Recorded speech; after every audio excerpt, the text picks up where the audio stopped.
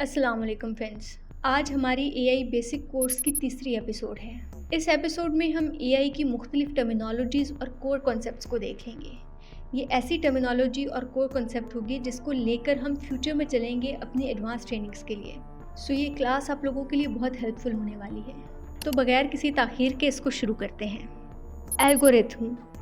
Algorithm instructions का या फिर रूल्स का एक ऐसा सेट है जो एआई सिस्टम इस्तेमाल करते हुए किसी भी प्रॉब्लम को हल करता है या फिर किसी भी टास्क को परफॉर्म करता है।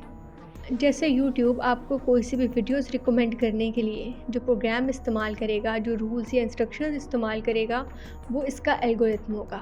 इसके बाद है फीचर। एआई को डेटा देकर ट्रेन करते हैं। अब इस डेटा की जो मेजरेबल प्रॉपर्टीज़ हैं या फिर कैरेक्टरिस्टिक्स हैं, उन्हें फीचर्स कहा जाएगा। जब एआई को डेटा देकर ट्रेन कर दिया जाएगा तो उस ट्रेनिंग की जो आउटपुट होगी एक मैथमेटिकल रिप्रेजेंटेशन की शक्ल में, उस आउटपुट को हम मॉडल कहेंगे। जिस तरह चैट जीपीटी एक मॉडल है या फिर डीप सीक एक मॉडल है। मॉडल्स को डेटा पर ट्रेन किया जाता है, लेकिन ये भी अक्सर होता है कि जब एक मॉडल को डेटा पर ट्रेन किया जा रहा हो तो वो ओवर ट्रेन हो जाए, यानी वो ट्रेनिंग डेटा को बहुत अच्छे से सीख ले, इतना सीख ले कि उसमें जो नॉइज़ मौजूद है या जो आउटलायर्स हैं वो उन पर भी ट्रेन हो जाए और उन पर ट्रेन होने के बाद न्यू डाटा के ऊपर वो ठीक से परफॉर्म ना कर सके। सो इस ओवर ट्रेनिंग को हम over fitting of the model कहते हैं। इसके बाद हम देख लेते हैं डेटा की कुछ टर्मिनोलॉजी को। सबसे पहले आएगा डेटा प्रोसेसिंग। जो भी रॉ डाटा हमारे पास मौजूद हो, हम उसे यूं ही एआई मॉडल की ट्रेनिंग के लिए इस्तेमाल नहीं कर सकते।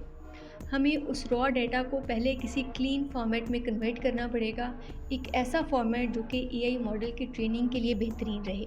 तो इसी सारे प्रोसेस को, यानी रॉ डेटा को क्लीन फॉर्मेट में कन्वर्ट करने को डेटा प्रोसेसिंग कहते हैं। डेटा प्रोसेसिंग के बाद हमारे पास 3 तरह का डेटा होता है। सबसे पहला डेटा है ट्रेनिंग डेटा। ये ट्रेनिंग डेटा देकर हम एआई मॉडल्स को ट्रेन करते हैं, उन्हें पैटर्न्स और रिलेशनशिप्स पहचानने में मदद देते हैं। जब एक मॉडल को ट्रेनिंग डेटा पर ट्रेन कर दिया जाता है तो फिर इसके बाद बारी आती है वैलिडेशन डेटा की, और यही validation data overfitting of the model को रोकता है और मॉडल के पैरामीटर्स को मज़ीद फाइन ट्यून करता है, मॉडल को मज़ीद बेहतर बनाता है। जब एक मॉडल ट्रेन भी हो चुका हो, फिर वैलिडेट भी हो चुका हो, तो इसके बाद बारी आती है मॉडल की टेस्टिंग की, और टेस्टिंग के लिए भी उसको डेटा ही दिया जाएगा। इसे कहते हैं टेस्ट डेटा।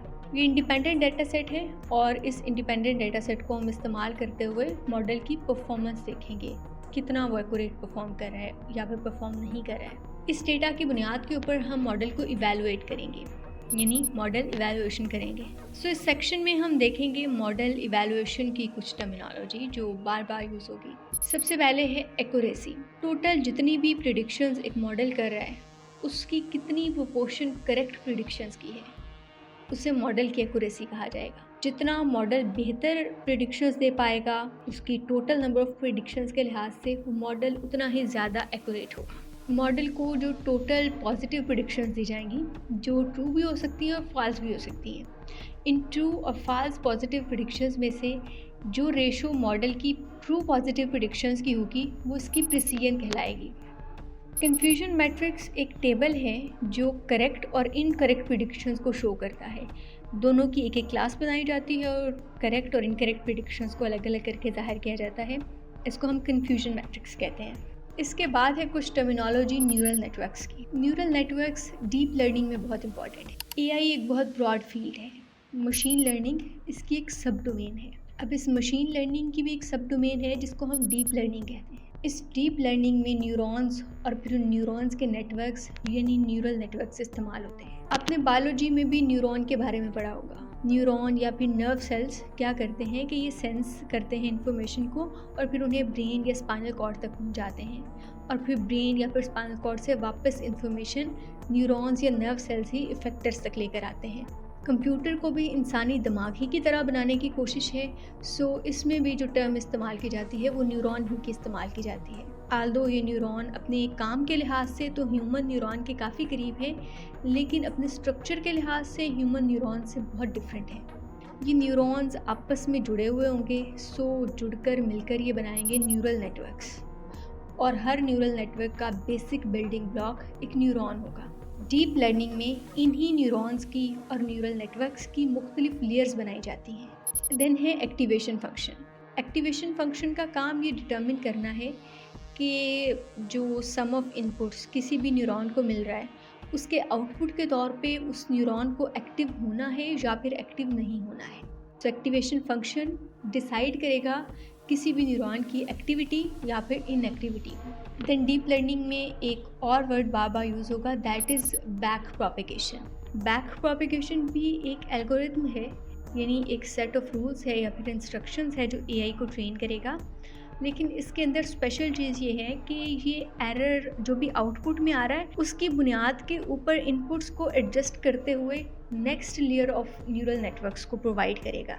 इस बेसिक टर्मिनोलॉजी को हमने देख लिया, हम इसको बार बार यूज़ करेंगे, सो क्रैम करने की ज़रूरत नहीं है। मकसद इस सब के साथ आपको फेमिलियराइज कराना था। अभी हमने आर्टिफिशियल इंटेलिजेंस की बेसिक्स सीख ली हैं, यानी हम थोड़ा जान चुके हैं आर्टिफिशियल इंटेलिजेंस की टाइप्स के बारे में, इसके सीखने के मेथड्स के बारे में, डेटा की मुख्तलिफ टाइप्स के बारे में और टर्मिनोलॉजीज़ के बारे में जो हम बार बार इस्तेमाल करने वाले हैं। हम जब किसी भी मॉडल से बात करते हैं तो हम उस मॉडल से इंग्लिश, उर्दू या किसी भी ज़बान में बात कर सकते हैं, लेकिन जब उसे सिखाने के लिए काम करेंगे तो फिर हम उससे इंग्लिश, उर्दू में बात नहीं कर सकते।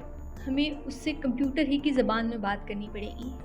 और कंप्यूटर की जो बेस्ट लैंग्वेज एआई के लिए है वो है पाइथन। अब हमारे सामने दो ऑप्शंस हैं कि हम पाइथन को मुकम्मल तौर पे सीख कर एआई डेवलपमेंट की तरफ जाएं, या फिर जो बने बनाए टूल्स हैं उनकी सब्सक्रिप्शंस लेकर ड्रैग एंड ड्रॉप करके वही काम करें जो हम पिछले कुछ सालों से चैट जीपीटी से कर रहे हैं। यानी हम इनोवेटर नहीं बने, बल्कि हम सिर्फ एक यूज़र बन के रह जाएं। या फिर दूसरे ऑप्शन के तौर पे हम पाइथन को A to Z सीखते हुए डेवलपमेंट की तरफ जाएं, ऐसे ही टूल्स बनाएं जो आज ड्रैग एंड ड्रॉप कर रहे हैं। अगर रिस्पॉन्स अच्छा रहा तो इस चैनल पर हम दोनों स्ट्रेटजीज़ को लेकर चलेंगे, यानी हम टूल्स भी सीखेंगे, हम ड्रैग एंड ड्रॉप भी सीखेंगे और हम पाइथन लैंग्वेज को भी A to Z सीखेंगे। लेकिन आपके ख्याल से हमें किस स्ट्रेटजी को फॉलो करना चाहिए? यानी हमें पाइथन सीखकर प्रोग्रामिंग सीखकर चलना चाहिए आगे, या फिर हमें ड्रैग एंड ड्रॉप टूल्स की तरफ जाना चाहिए? कमेंट सेक्शन में अपनी राय दे सकते हैं इस पर आप।